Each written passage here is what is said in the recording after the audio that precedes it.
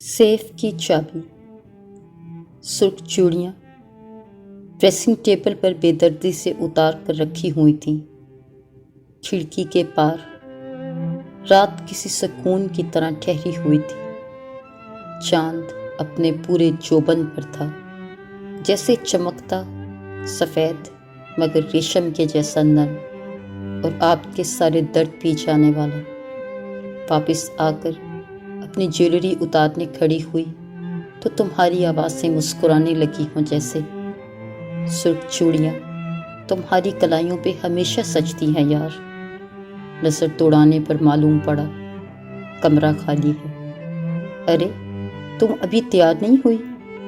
کسی اور آواز نے جیسے اپنی اور بلایا تھا۔ اف، تم پھر سیف کی چابیاں یوں ہی چھوڑ کر جا رہی ہو؟ کسی دن یوں ہی گم جائیں گی۔ آنسو موتی کی طرح میرے گالوں پر بہہ گئے تھے۔ یار اس سیف کو لاک رکھا کرو، پھر کہو گی تمہاری فلاں چیز گم گئی۔ میں بے خودی کے عالم میں بھاگتی ہوئی الماری کی طرف بھاگی۔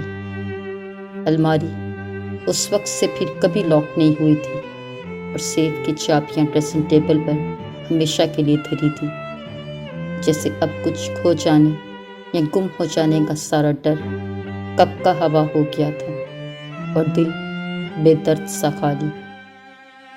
کپڑے بدل کر کمرے کی کھڑکی کا پردہ ہٹایا۔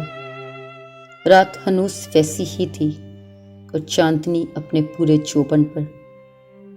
پیچھے آوازوں کے ساتھ کمرہ مکمل خالی اور خاموش۔ اب یہ آوازیں اور ساتھ کسی اور کا نصیب تھی۔